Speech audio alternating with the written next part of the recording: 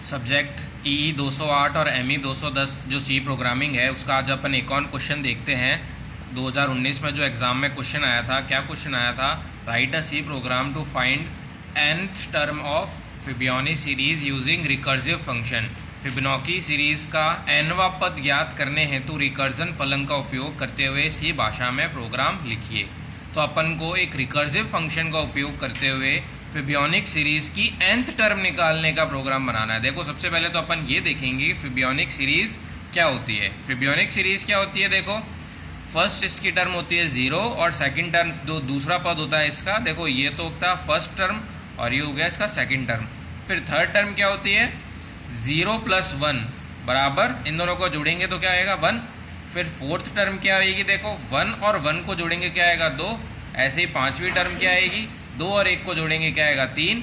फिर छठी टर्म क्या आएगी? 3 और 2 को जोड़ेंगे 5। इस तरह से ये सीरीज चलती है। तो अपन को एक रिकर्जन फंक्शन का यूज़ करते हुए एक ऐसा प्रोग्राम बनाना है जिसमें अपन इनपुट क्या देंगे, जैसे अपन को जो भी टर्म चाहिए, मान लो फोर्थ टर्म चाहिए, तो अपन को आउटपुट क्या मिलना चाहिए? 2। अगर अपन 6 एंटर करेंगे, मतलब सिक्स टर्म क्या होगी, तो अपन को आउटपुट क्या मिलना चाहिए? 5। देखो ये रिकर्जन फंक्शन का उपयोग कैसे करते हैं अपन यहाँ पे ये देखते हैं। देखो, सबसे पहले अपन ने एक तो अपना फंक्शन जो भी है वो अपन ने यहाँ पे डिफाइन कर दिया, जो एक इंटीजर लेगा और वापस इंटीजर वैल्यू रिटर्न करेगा।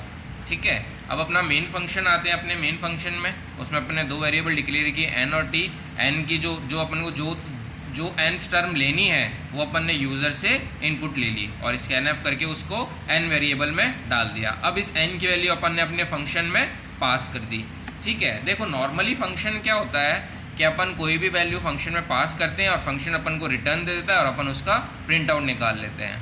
ठीक है, लेकिन जो रिकर्जन फंक्शन है, रिकर्सिव फंक्शन है, इसका क्या मतलब है? इसका ये मतलब है कि फंक्शन वापस अपने आप को कॉल करेगा। कैसे? देखो, अपन ने यहाँ पे अपना फंक्शन डेफिनेशन में आते हैं, यहाँ पे अपन ने मेन से अपन ने फंक्शन को कॉल किया और उसमें n की वैल्यू पास कर दी। अब देखो ये अपना फंक्शन आया, फंक्शन की डेफिनेशन आई, इसमें अपन ने क्या किया? इफ़ n इक्वल्स टू 1, अगर n की वैल्यू 1 है तो रिटर्न करो 0, क्योंकि अगर फर्स्ट टर्म है तो अपन को क्या आना चाहिए? आंसर 0। ठीक है, इफ़ n की वैल्यू इक्वल्स टू क्या है? 2, तो रिटर्न क्या होएगा? 1। अगर सेकंड टर्म है तो अपना आंसर क्या आना चाहिए? 1। लेकिन अगर इसके अलावा कोई भी टर्म आती है, जैसे मान लो थर्ड टर्म आती है, थर्ड टर्म किसके बराबर हुई है? सेकंड और फर्स्ट टर्म के जोड़ के बराबर हुई है, इन दोनों के सम के बराबर हुई है। वैसे ही फोर्थ टर्म किसके बराबर हुई है? थर्ड और सेकंड टर्म के जोड़ के बराबर है, 1 + 1 2। फिफ्थ टर्म क्या है? फोर्थ और थर्ड जो टर्म है इन दोनों के जोड़ के बराबर है। और सिक्स टर्म क्या है?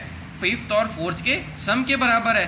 तो अपन ये क्या करते हैं, अगर कोई भी टर्म निकालनी होती है तो उससे एक पहले और उससे एक पहले की टर्म को जोड़ना पड़ता है। जैसे सिक्स टर्म निकालनी है तो पांचवी टर्म और चौथी टर्म क्या होगी? 3 और 2 इन दोनों को जोड़ेंगे तो क्या आएगा? 5। तो सिक्स टर्म क्या होगी? 5। तो अपन क्या करेंगे, अगर फर्स्ट टर्म या सेकंड टर्म नहीं है, कोई और दूसरी टर्म निकालनी है, तो अपन क्या करेंगे? उससे एक पहले की और उससे एक पहले की टर्म को जोड़ देंगे। ठीक है, तो देखो अगर फर्स्ट टर्म है या फिर सेकंड टर्म है तो अपन को क्या रिटर्न करना पड़ेगा? 0 और 1। और अगर इसके अलावा कोई टर्म आती है तो अपन क्या करेंगे? वापस से फंक्शन को कॉल करेंगे और उसमें वैल्यू क्या डालेंगे? n-1 और n-2। देखो कैसे, मान लो अपन को फोर्थ टर्म निकालनी है या फिर थर्ड टर्म निकालनी है मान लो, तो अपन ने फंक्शन में वैल्यू क्या पास करी? 3। ठीक है, n की वैल्यू यहाँ पे 3 पास हुई। अभी कंप्यूटर चेक करेगा n की वैल्यू 1 के बराबर है, नहीं है, n की वैल्यू 2 के बराबर है, नहीं है, तो क्या करना पड़ेगा? वापस से अपन ने यहाँ पे फंक्शन को कॉल कर दिया। फंक्शन में क्या वैल्यू कॉल करी अपन ने? देखो इनपुट क्या करी? 3। n की वैल्यू क्या थी? 3 - 1 और 3 - 2, मतलब 2 और 1। अब अपन ने फंक्शन को कॉल किया और इस बार कौन सी वैल्यू पास करी? 2 और 1। अब देखो अगर यहाँ पे 2 वैल्यू पास होती है, ठीक है, तो अपना रिटर्न क्या होता है? 1। और 1 वैल्यू पास होते हैं तो रिटर्न क्या होता है? 0। तो यहाँ पे वैल्यू क्या आएगी? 1 और 0। 1 और 0 का सम रिटर्न हो जाएगा। अगर n की वैल्यू 3 होगी तो 1 और 0 का सम रिटर्न हो जाएगा और यहाँ पे वापस रिटर्न t में क्या आ जाएगा? 1।